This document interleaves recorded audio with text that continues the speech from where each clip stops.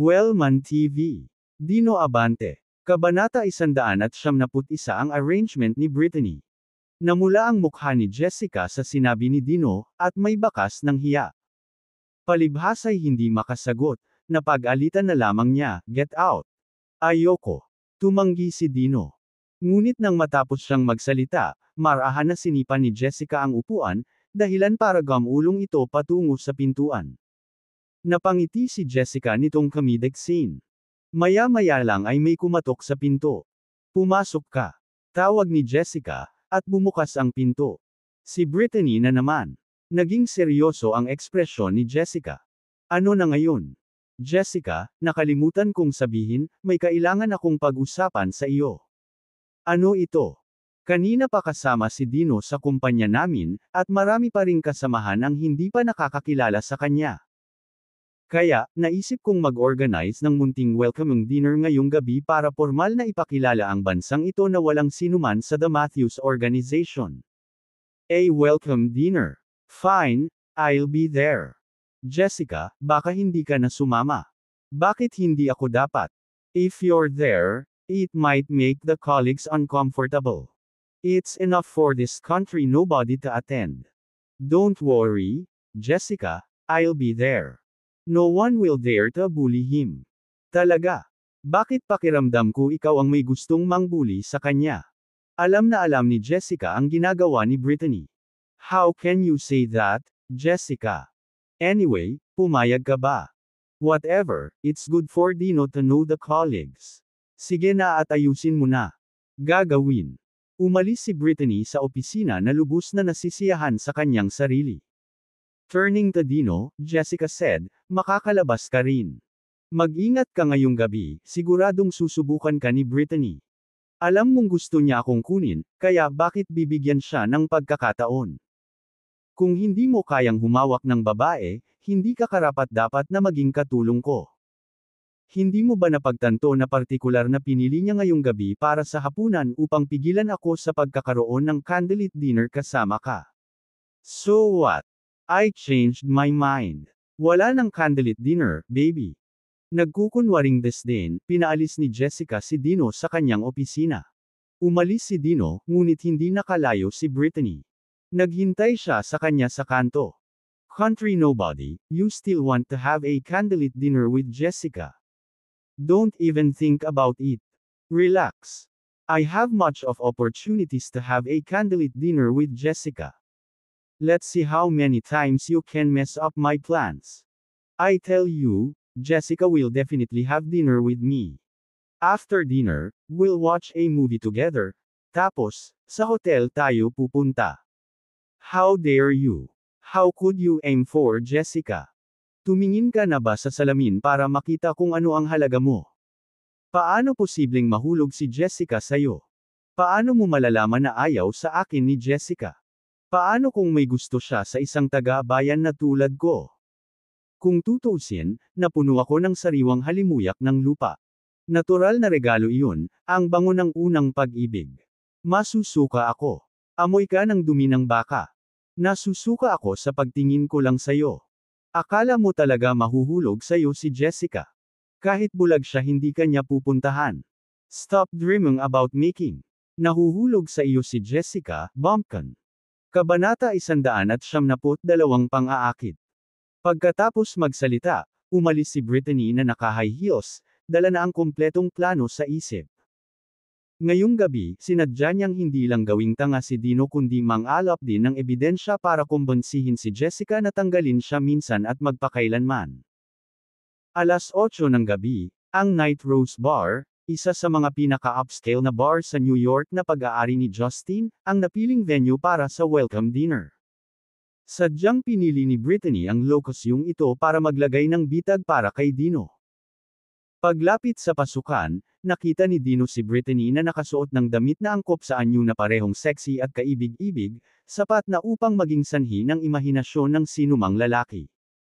Nang mapansin ang pagkahuli ni Dino, sinaway siya ni Brittany ng malakas. "Bansa walang tao, huli ka. Late na ba ako?" "Oo, late ka na. Sinabi ko na dito ka ng 8:00, tapos ngayon ay 2 minuto na ang nakalipas." Sinasadya ko. Ikaw. Dahil sa pagkadismaya sa kanyang tugon, tinadyakan ni Brittany ang kanyang paa. Tiningnan siya ni Dino ng taas-baba na may maselan na titig at pagkatapos ay masungit na nagtanong, nagbihis ka ng napaka-sexy at dinala mo ako dito, nahulog ka na ba sa akin? Ngunit sabihin ko sa iyo, ako ay isang disenteng tao, isang maginoo. Pero kung ganito talaga ang suot mo dahil gusto mo akong matulog, baka hindi ako makatanggi. Ikaw. Sa panaginip mo. Kahit napatay na ang lahat ng tao sa mundo, hindi ako magiging interesado sa iyo. Kaya ang pagbibihis ng sexy ay hindi para sa akin. Para sa iyo. Wishful thinking. I got all dolled up to please myself. Wala itong kinalaman sa iyo. Siyempre, nagsisinungaling si Brittany. Ganyan ang suot niya para kay Dino, hindi dahil sa pagmamahal sa kanya kundi para bitag siya. Ang kailangan lang niya ay ebidensya upang magulat kay Jessica at gumanap na biktima, na tinitiyak ang pagtanggal ni Dino sa The Matthews Organization. Bagamat wala pang nagsisimula, nahulaan na ni Dino ang kanyang plano mula sa kanyang kasuotan. Ngayong gabi, binalak siyang akitin ni Brittany. Sumunod sa likuran ni Brittany habang nauuna siyang naglalakad na naka-high heels, napagtanto ni Dino na medyo kaakit-akit ang kanyang baywang. Sa palda na nakakayakap sa katawan na nagpapatingkad sa kanyang anyo, medyo nakakabighani ang kanyang pag-indayog na galaw. Nang maramdaman ang titig ni Dino sa kanya, napalingon si Brittany at mabangis na nagtanong, "Bansa walang tao, ano ang tinitingnan mo? Ikaw. Ang ganda-ganda ng puwitan mo, dapat sinasadya mo para mapanood ko. Kung hindi ako hinangaan, hindi ba sasayangin lang niyan ang lahat ng effort na ginawa mo sa mabuting intensyon ni Brittany? Ikaw. Walang hiya. Kung patuloy kang nakatitig sa puwet ko, dukitin ko yang mga mata mo." Iminuwestre ni Brittany ang kanyang hintuturo at gitnang daliri, na ginagaya ang pagkilos ng paglabas ng eyeball, bilang babala kay Dino na kumilos. Ipinasok si Dino sa isang silid kung saan naghihintay ang pinaghalong lalaki at babae mula sa departamento ng PR ng bar, na pawang mga nakamamanghang dilag. Ang mga lalaki, pawang mga sporting beer, ay mukhang kaya nilang hawakan ang kanilang alak. Matagal nang nasa The Matthews Organization si Dino, at medyo pamilyar ang ilan sa mga kasamahang ito. Agad niyang naunawaan ang plano ni Brittany para sa gabing iyon. Gusto niyang lasingin siya at pagkatapos ay hayaan siyang tuksuhin ng magagandang babaeng ito. Kabanata 173 Hindi mabuting balita.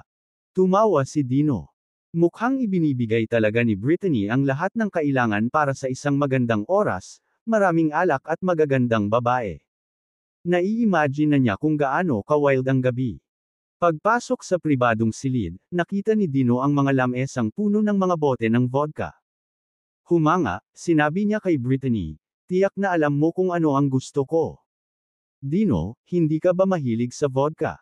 I made sure to buy much for tonight. Since this is a welcome party for you, all cost will be reimbursed by Jessica.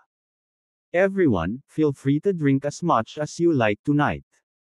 You dapat magpasalamat ang lahat kay Dino, dahil walang vodka kung wala siya. Kinaweya ni Brittany ang kanyang kamay at sumigaw sa mga tao, "Nandito na si Dino, simulan na natin ang party. Ngayong gabi ay ipapakita natin sa kanya kung gaano tayo ka-welcome." Dahil doon, nagbigay siya ng senadorya sa isang babaeng nakasuot ng pabulusok na v-neck na damit, halos tumakas ang cleavage niya sa suot niyang damit. Ito ay si Elizabeth White, ang PR department manager. Nilagyan ni Elizabeth ng vodka ang 2 baso ng highball, isang hindi pangkaraniwang malakas na pagpipilian para sa isang toast. Inabot niya ang isa kay Dino, "Sa iyo, Dino." Pagkatapos ng kanyang toast, ibinalik niya ang kanyang ulo at ibinaba ang kanyang baso sa isang lagok. Bilang PR manager, ang pagpaparaya ni Elizabeth ay nalampasan ang maraming lalaki. Kaya niyang inumin ang isang mesa na puno ng mga lalaki at hindi pa rin sinasamantala. Dahil nainom na ni Elizabeth ang kanyang bahagi, walang pagpipilian si Dino kundi ang sumunod. Bahagya pang inilapag ni Brittany ang laman ng baso, agad itong pinunan. "Ituloy mo, Dino." Sa halip na tawagin siya ng kanyang karaniwang job na country nobody, lumipat siya sa Dino, para mapanatili ang alak. Kakainom ko lang di ba? Ngumisi si Dino kay Brittany at masungit na nagtanong, "Is it your turn now, Brittany?" May isang patakaran ng kumpanya, bumalik si Brittany sa isang hindi gaanong pala kaibigan na tono. Kung ang isang babae ay nag-toast ng isang lalaki, ang lalaki ay dapat uminom ng 3 beses. Kaya, may utang ka pang 2 baso, walang tao. Sige, kung 3, 3 na. Inabot ni Dino ang 2 kamay, kumuha ng 2 baso at mabilis na ininom ang matapang na alak ng hindi napotikip ng mata. 6 shots of vodka down at panay si Dino na parang walang nangyari. Hindi rin nagbago ang kulay ng mukha niya. Pagkatapos ng lahat, na may 7 espiritu ng dragon sa loob niya, walang makakapantay sa kanya sa pag-inom. Hindi 3 baso, kahit 3,000 ay hindi siya mabibigo. Si Elizabeth, na napansin ang hindi nagbabagong kilos ni Dino pagkatapos ng 6 na putok, ay muling itinaas ang kanyang baso. "You sure can drink, Dino. This one, I toast in honor of our girls in the PR department." Uminom siya ng isa pang vodka shot, at sumunod si Dino ng 3 pa. Halos naubos na ni Dino ang 2 bote ng mag-isa, ngunit gayon paman, hindi siya nagpakita ng mga palatandaan ng pagkalasing. Umupo si Elizabeth sa kanyang upuan, at tumayo ang isang matipunong nasa katanghaliang gulang, kalbong lalaki. Ito ay si William Johnson, ang business manager at ang taong may pinakamataas na tolerance sa alak. Maaari siyang uminom ng 10 bote ng vodka nang sabay-sabay nang hindi na kailangang ibomba ang kanyang tiyan sa ospital. Kabanata 174 na isang tunay na lalaki. Napatingin si William sa mga highball glass na nasa mesa. Paano makakainom ang lalaki sa baso? Ang tunay na lalaki umiinom sa palanggana. Ikinumpas niya ang kanyang kamay at sumigaw, "Waiter, magdala ka rito ng mga palanggana."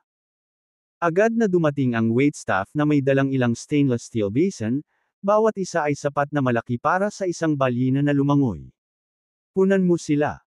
Utos ni William, at ang kanyang mga nasasakupan ay nagsimulang magtrabaho, nagbuhos ng bawat bote ng vodka hanggang sa mapuno ang 2 palanggana, bawat isa ay naglalaman ng 5 bote ng vodka. Dahil sa karaniwang kapasidad ni William, kung gumamit siya ng mga palanggana tulad nito, maaari siyang uminom ng 2 buong palanggana. Dahil nasa top form na siya ng gabing iyon at nakainom na siya ng gamot para sa pag-iwas, maaaring makainom siya ng 3 o kahit 4 na palanggana. Nang makita ang mga palanggana na puno ng vodka sa mesa, tinukso ni Dino si William, "William, casual gathering lang ngayong gabi, hindi business. Kailangan ba talaga uminom ng ganito? Medyo sayang, at kung may umiinom ng sobra at kailangang pumunta sa ospital para mapump ang kanilang tiyan, magiging hindi komportable iyon." Natatakot, Dino? Maaari kang palaging uminom ng gatas kung natatakot ka. Uminom ka ng isang palanggana ng gatas, at ako ay iinom ng isang palanggana ng vodka. Tutal, sa mga pagtitipon na ito ay isang patakaran na ang mga lalaki ay dapat uminom, at ang mga babae maaaring uminom ng soft drink kung gusto nila. Kinuha ni William ang isang basyong palanggana at nilagyan ito ng gatas. "I have to toast to you, Dino. It's your choice kung kumilos na parang lalaki at uminom nitong palanggana ng vodka o maging babae at piliin ang palanggana ng gatas." Ito ang sinubukan at totoong pamamaraan ni William, na palaging gumagana. Ang layunin ni Brittany ng gabing iyon ay lasingin si Dino, kaya tiyak na ayaw niyang pumili si Dino ng gatas. Bagamat alam ng ibang mga lalaki ang kahihiyan ng pag-inom ng gatas sa alkohol sa gayong mga partido, walang sino man ang hindi nahuhulaan sa bansang ito. Mabilis na pumagitan si Brittany, "Country nobody, you can't choose milk. If you do, I'll announce in the company group that you are a coward. From then on, you won't be permitted in the men's restroom. Hindi mo ako papasukin sa banyo ng mga lalaki. So, papapasukin mo ba ako sa mga babae? Maaari kang pumunta sa palikuran ng mga babae, ngunit i-record ko ito at ipapakita ko kay Jessica. At saka, sasabihin ko sa kanya na ikaw, walang tao sa bansa, ay pumapasok sa banyo ng mga babae araw-araw para sumilip." Brittany, para painumin ako nitong vodka, tinatanggalan mo ba ako ng karapatang gumamit ng banyo? I am not stripping you of any rights. It's your decision to act like a coward. Since you want to be that way, you should use the women's restroom. It's your own choice. Brittany, sinusubukan mo bang lasingin ako para makagawa ka ng pagkakataon para sa sarili mo?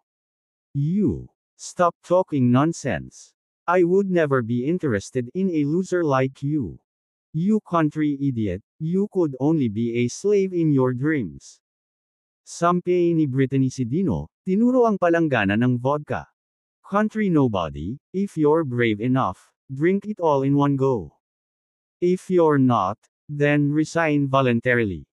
Dahil hindi kailangan ng The Matthews Organization ng walang spine na empleyadong tulad mo. Kabanata 175 ang panuntunan.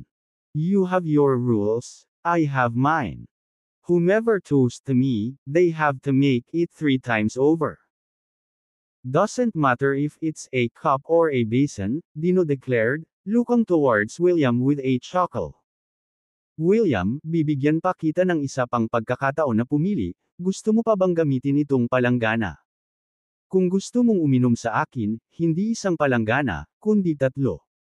Laging binibigyan ni Dino ang mga tao ng 2 pagkakataon. Ito ay isa sa kanyang mga prinsipyo. Hey, isang malamig na tawa ang pinakawalan ni William, nakatingin kay Dino na parang nakikita sa kanyang bluff. Are you trying to intimidate me? You think I'd afraid of drinking 3 basins of vodka? Na magbago ang isip ko tungkol sa pag-inom sa isang palanggana kasama ka. Hayaan mong sabihin ko sa iyo, Dino, walang tungkol sa pag-inom na nakakatakot sa akin, hindi ako natakot. Hindi lang 3 palanggana, kahit 30 ay hindi ako titigilan ngayon. Sa pinakamasamang sitwasyon, maaari tayong dumiretso sa ospital para magpabomba ng tiyan pagkatapos nating matapos. Tila hindi natakot si William na inumin ang sarili hanggang sa mamatay, determinado siyang lasingin si Dino. Kung hindi niya kayang inumin ang isang bansa na walang tao, hindi na niya masasabing siya ang pinakamagaling na uminom sa The Matthews Organization. Walang sinuman sa The Matthews Organization ang maaaring lumampas sa inumin ni William. Lalaki man o babae, hindi pa siya natatalo sa paligsahan sa pag-inom. Ang kanyang posisyon bilang isang business supervisor ay salamat sa malaking bahagi ng kanyang husay sa pag-inom. Walang customer na nakainuman niya ang makakatagal sa kanya, at walang mga kontratang hindi niya maselyohan. Kung ang isang sesyon ng pag-inom ay hindi sapat, pupunta siya para sa 1 segundo, at kung nabigo iyon, pupunta siya para sa pangatlo. Ang pagganap ni William ay humanga sa mga tao. Baliw si William. 5 bote ng vodka at nakatayo pa rin. Sa pagpapaubaya ni William, ang isa pang 5 ay hindi man lang siya magawang umindayog. Si William ang champion drinker ng The Matthews Organization. Wala pa akong nakitang humahamon sa kanya. Pinuri ng silid si William, itinaas siya sa halos celestial na taas. Hindi sumama si Brittany sa hero worship, mababa ang tingin niya sa isang lasenggo. Hindi niya madadami si William kung hindi dahil sa pagtiyak na malasing si Dino. Sa kanyang paningin, si William ay isa lamang mababang antas na supervisor ng negosyo, hindi isang taong dapat makipag-usap mismo kay Brittany. Sa mga regular na araw, ang mga direktor ng negosyo ang nag-ulat ng kanilang trabaho kay Brittany, hindi sa isang tao sa ranggo ni William. Ang mga kasamahan ni Brittany na inimbitahan ngayong gabi ay hindi mga executive. Ang pinakamataas na ranggo sa kanila ay middle management. Tinawag niya ang mga magaling uminom. Ang mga senior executive ng The Matthews Organization, kasama si Brittany mismo, ay may karaniwang kakayahan sa pag-inom. Ang trabaho ng isang leader ay nangangailangan ng brain power. Ang pag-inom at pagsama sa mga kliyente ay isang trabaho para sa mga nasa gitnang ranggo. Kabanata 176 ang plano ni Brittany. Nakatuon ang mga mata kay Dino, pinaalalahanan siya ni Brittany sa malamig na boses, "Country nobody, William finished his basin. It's your turn now. Kung hindi ka uminom, you're nothing but a wuss. Bakit mahalaga sa'yo kung lalaki man ako o hindi? Wala ka namang pake sa bagay, ku. Sumagot si Dino, naiwan si Brittany na galit na galit. Huwag mong isipin na kaya mo akong kausapin ng ganyan dahil lang sa kaunting inuman mo. Ikaw ang nagsabing uminom ako. Kung hindi ako lasing, Brittany, paano ka magkakaroon ng pagkakataon? Ikaw. Napapadyak ang kanyang paa sa pagkabigo, mabilis na gumawa si Brittany ng isa pang plano. Ngayong gabi, determinado siyang hindi lamang mag-iwan ng katibayan ng kahihiyan ni Dino kundi pati na rin na magmukhang tanga na siya ay magbitiw sa The Matthews Organization bilang kahihiyan. Bansa walang tao, sumusuko ka na ba? Tanong ni Brittany. Bakit ako susuko? Wala akong balak magpatalo. Hindi man ako regular na umiinom, ngunit sa aking leeg ng kakahuyan, maliban sa matanda, walang ibang makakainom sa akin sa ilalim ng mesa. So, sa tingin mo matatalo mo si William? Handa nang bitag si Brittany kay Dino. Kahit na si Dino ay hindi isang tanga at naiintindihan niya ang kanyang motibo, hindi ito nag-abala sa kanya. Anuman ang bitag na itinakda ni Brittany para sa kanya, tiwala siyang kakayanin niya ito ng madali. Tumanggo siya, kumpiyansang sumagot, oo naman. Ang kanyang tugon ay ikinatuwa ni Brittany. Ang kanyang mukha ay napalitan ng isang mapanuksong ngiti, at naisip niya sa sarili, bansa walang tao, maghintay lang at tingnan kung paano kita ibababa ngayong gabi.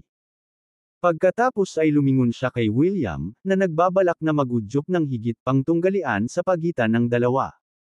William, this country nobody is provoking you.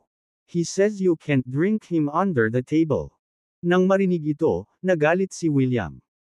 Ang sinabihan na hindi siya maaaring uminom ng ibang tao sa ilalim ng mesa ay ang pinaka-insulto sa kanya mas masahol pa kaysa sa isang babaeng pumupuna sa kanyang pagganap sa kama.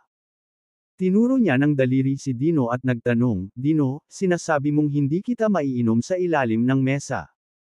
Oo, talaga. Tugon ni Dino na tumatango at nagpapayo na may magandang hangarin, pagkatapos nitong palanggana, let's call it quits. Better not toast to me again. Kung hindi, baka mamaya ay gagapangin kita sa ilalim ng mesa, na hindi naman masyadong maganda. Tumigil ka sa pagmamayabang at uminom ka. Si William, nang makitang hindi pa rin nauubos ni Dino ang kanyang palanggana ng vodka, naisip na sinusubukan ng bagong dating na bansa na kumawala at ipinaalala sa kanya ang kanyang obligasyon. Sige, iinom ako. Iniangat ni Dino ang stainless steel basin, tumagilid ang ulo at nilagok ang vodka ng sabay-sabay. Nang matapos, ginaya niya ang kilos ni William, hawak-hawak ang bakanteng palanggana na nakabaligtad, hindi isang patak ang tumapon. He then asked William with a grin, I've finished. Can we end this now? 3 palanggana ang napagkasunduan namin, at isa lang ang nakuha mo. Hindi sapat iyon, pagtanggi ni William sa ideyang tapusin ang kanilang paligsahan sa pag-inom. Sa sandaling ito, mabilis na sumingit si Brittany sa isang mungkahi, bakit hindi kayong dalawa ang tumaya? Paano kaya? Tanong ni William. Pareho kayong nag-aangkin na kaya ninyong lumampas sa isa't isa. Ang nahihimatay sa sahig ay kailangang humiga at tumahol na parang aso. Pagkatapos, ay record namin ito at ipapadala ang video sa grupo ng kumpanya, kaya ang mga kasamahan natin na hindi nakapunta ngayong gabi ay maaaring tumawa. Kabanata 197 The Showdown. Ang mungkahi ni Brittany ay malinaw na idinisenyo upang mapahiya si Dino. Kahit na si William ay kilala sa kanyang pag-inom ng alak, hindi siya tanga. Kung hindi, hindi siya makakaakyat sa posisyon ng business supervisor, na namumuno sa 12-dosenang mga salespeople. Napagtanto ang intensyon ni Brittany at gustong magpakitang gilas sa kanyang harapan, walang pag-aalinlangan na pumayag si William. Sige. Gagawin namin ang sinabi ni Brittany. Sa wala si Jessica, si Brittany ang boss dito. Ang kanyang salita ay batas. Turning to Dino, William added, Dino, since Brittany put it this way, I trust you wouldn't dare to contradict her, right? Kung susuwayin mo, ilang salita lang mula sa kanya kay Jessica ay baka mapatalsik ka. Kung walang tutol si William, ako rin.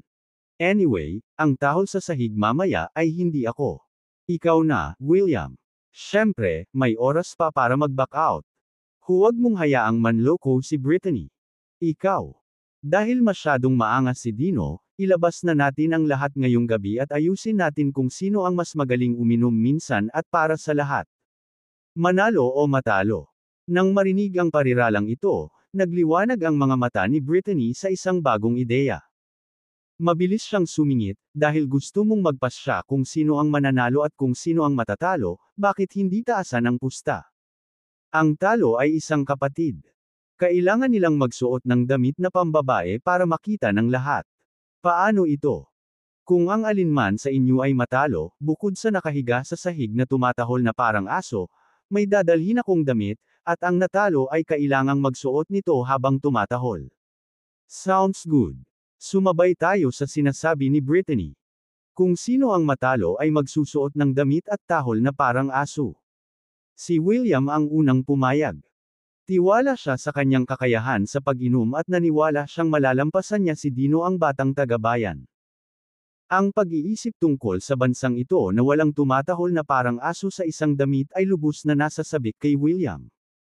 Ang imahe ng pagbabahagi nito sa chat ng grupo ng kumpanya ay tiyak na nangangahulugan na hindi na muling maipapakita ni Dino ang kanyang mukha sa kumpanya. Kaya, ang gawain sa gabi ay maisakatuparan, at malaki sana ang suporta ni William sa plano ni Brittany.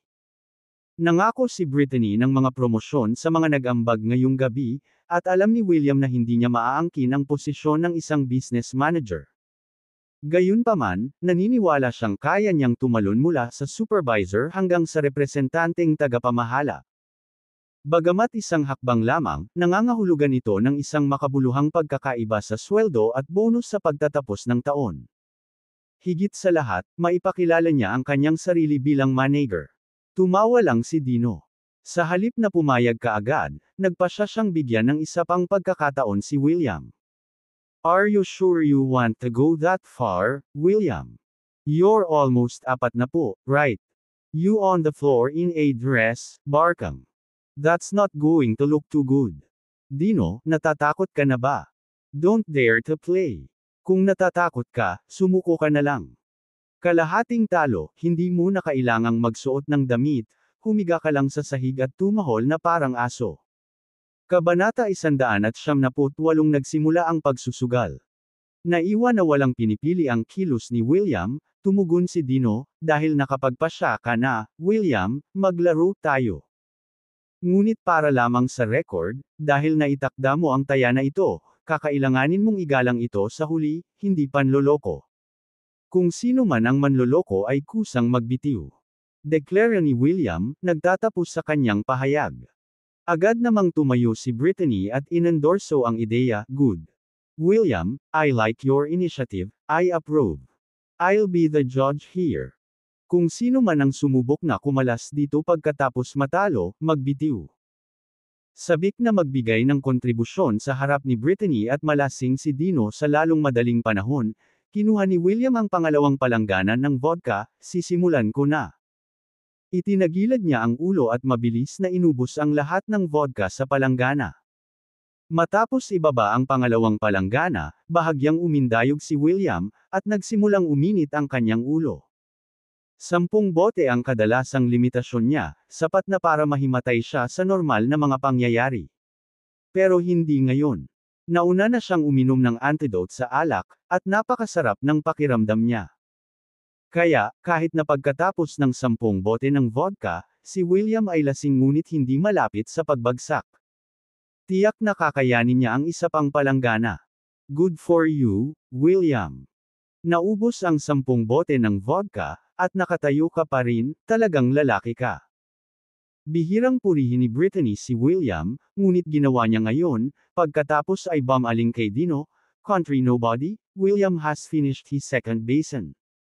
Ano pa ang hinihintay mo? Hindi ka ba lalaki? Hindi mo ba kaya ang inumin? Brittany, bakit masyado kang pakialam kung lalaki ako? Parang hindi ka magkakaroon ng chance kahit nalasing ako. Kung tutuusin, ako ang lalaking hinding-hindi mo makukuha. Dino joked with Brittany, who shot back, country nobody, how dare you speak to me like that? You better watch your mouth. Itinuro ang palanggana na punong-puno ng vodka, malamig niyang hiniling, kung sapat ka na, uminom ka. Sinisiguro ko, pagkatapos mong matapos, gagapang ka sa ilalim ng mesa.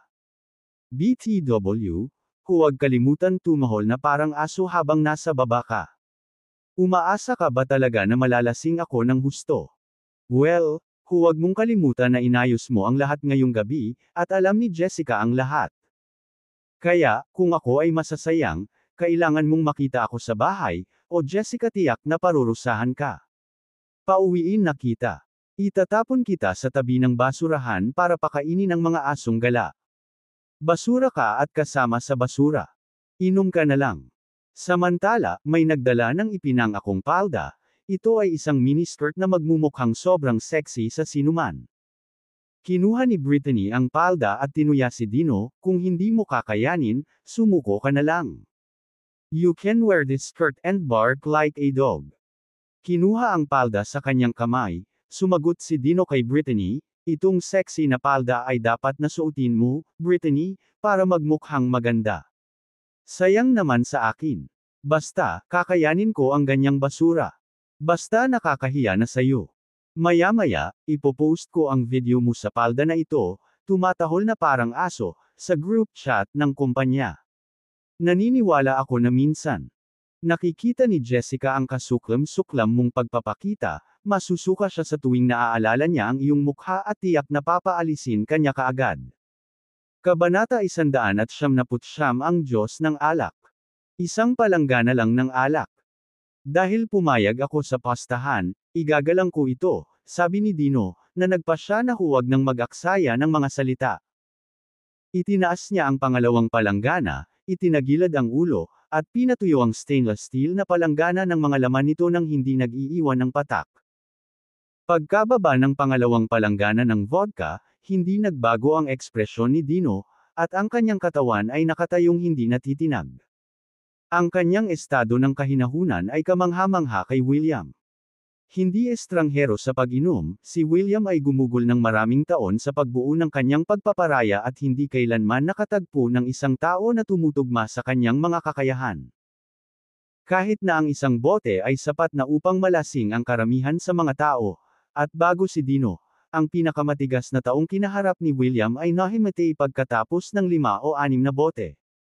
Nang makitang tila kinilig si William sa performance ni Dino, mabilis na pumasok si Brittany para paalalahanan siya, William, siguradong hindi ka patapos, di ba? Ang sahig. Ikaw ay isang tao, maaari mong tiisin ang gayong kahihiyan. Sa The Matthews Organization, the God of Wine kung hindi mo malalampasan ang bansang ito, aagawin ni Dino ang iyong titulo. Alam ni Brittany kung paano manipulahin ang mga tao, dahil alam niya na ang titulo ni William bilang God of Wine ay ang kanyang pinakamalaking pagmamalaki. Ang pinakamalaking takot niya ay ang pagkawala nito. Hindi makatanggap ng pagkatalo, biglang may naisip si William. Kinuha niya ang malaking bote ng vodka, nilagyan niya ng 4 na palanggana, inilagay ang 2 sa harap ni Dino. Dino, wag na tayong uminom ng tig-iisang palanggana. Sabay tayo ng 2 palanggana. Uminom muna ako kanina, kaya ikaw na. Tapusin mo tong 2, tapos ako na. Alam ng sinumang may kalahating utak kung ano ang sinusubukang gawin ni William, kasama si Brittany. Ngunit hindi siya interesado sa pagpapahiya ni William sa kanyang sarili. Nakatutok siya kay Dino na mukhang tanga. Kaya, siya ay mabilis. Pagsang-ayon, patas at makatarungan ang mungkahi ni William. Let's do it. Bansa walang tao, inumin mo muna ang 2 palanggana, pagkatapos ay pupunta si William. Dino, alam na siya ay set up, ay hindi tumutol. Tumango siya at sumang-ayon, sige. Muli, dinampot niya ang stainless steel basin. Glog, glog. Wala pang 2 minuto, 2 pang palanggana ng vodka ang nawala sa kanyang lalamunan. Pagkatapos, siya ay matino pa rin gaya ng dati. Nagulat ang lahat. Napuno ng kawalan ng paniwala ang kanilang mga mukha habang pinagmamasdan ang anomalyang ito, itong hindi tao nakakainom lang ng astronomical na dami ng alak.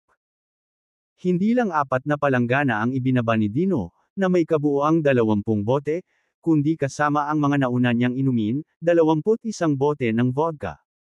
Karamihan sa mga tao ay hindi man lang nakaubos ng 21 bote ng beer. Ngayon, ang pressure ay kay William. Akala niya ay matalino siya, na naniniwalang sapat na ang isang simpleng trick para malasing si Dino. Noon lang niya napagtanto na bigo pala ang plano niya. Kabanata 200 Walang pagsuko. Sa matatag na paninindigan ni William, wala nang maidagdag pa si Dino. Kung ganyan ang paglalagay mo, William, laruin ko ang laro mo.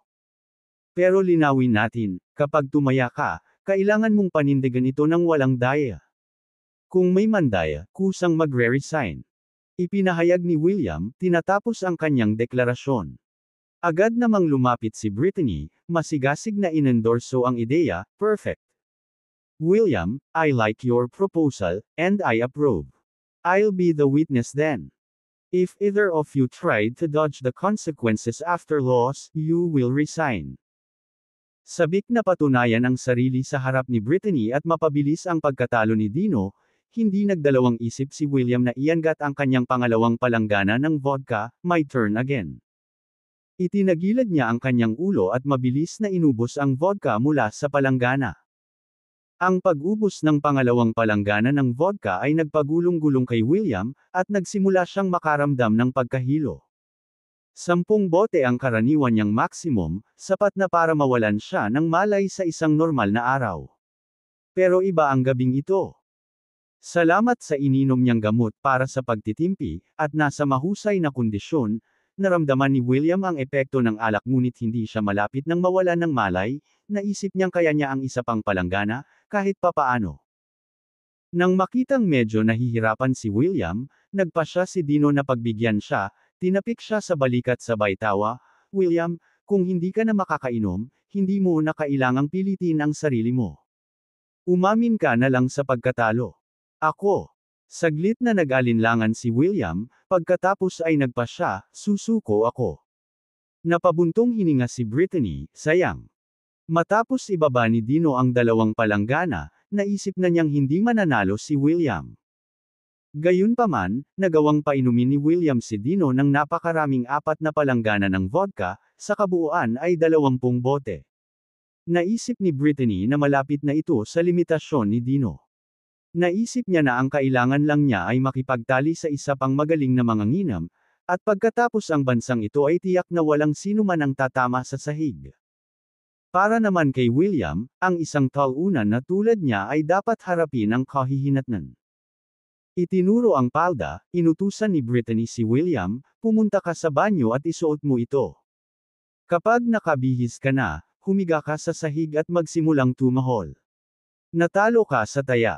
Kailangan mong harapin ang parusa. Brittany, I surrendered willingly. That should lighten the penalty. How about I don't wear the dress and just bark twice? Woof. Woof. Woof. Tumahol si William ng ilang beses nang may pag-aalinlangan, umaasang mabulunan siya. Naniniwala siya na si Brittany ay hindi masyadong magpapatalo sa kanya. Gun mo ang parusa. Anong kalokohan ang sinasabi mo? Nagsugal ka, natalo ka. Dapat parusahan ka, at dapat magpasalamat ka na hindi ko dinagdagan. Isuot mo yang damit at humiga ka sa sahig at tumahol na parang aso. Sisiguraduhin kong may magre-record nito para i-post sa group chat ng kumpanya. Gusto kong makita ng lahat ang panuurin mo na nakabody ka na damit, mukhang talunang sisi. Gusto ni Brittany na gamitin ang kahihiyan ni William bilang babala sa iba. Sinasabi niya sa kanila na habang wala silang matatalo sa bansa, hindi sila pinapayagang sumuko, hindi niya kukonsintihin ang isa pang talunan. Noon ay humakbang si Dino, Brittany, lahat tayo ay kasamahan, kaya huwag na tayong masyadong lumayo. Itong taya ay sa pagitan namin ni William, hahayaan ko siyang tumaya. Kung tungkol sa damit, sa tingin ko ay ikaw. Dapat. Ingatan mo yan, Brittany. Kung gusto mong isuot ito para makita ko, o kung gusto mong humiga at tumahol, wala akong tutol. You country nobody. What are you talking about? What gives you the right to speak here? I'm telling you, William has to put the dress tonight, and he's got to bark like a dog. Nadama ni Brittany na ang kanyang autoridad ay hinahamon, na nagpagalit sa kanya, at sinimulan niyang sigawan si Dino. Kailangan niyang tiyakin na sinuot ni William ang damit. Hindi niya nakayanan ang pagtatanong sa mga utos niya. If you're not taking my advice, Brittany, then I guess I'll have to call Jessica. Kung sasabihin ko sa kanya lahat ng nangyayari dito, word for word, ano sa tingin mo ang gagawin niya? Are you a 3-year-old country nobody? Can't handle losing, so you're resorting to tattling to Jessica. Wala naman pong ganoon. What I mean is, we're all colleagues, and we should work together for the development of the Matthews organization. It's totally okay to have fun, but just don't go too far.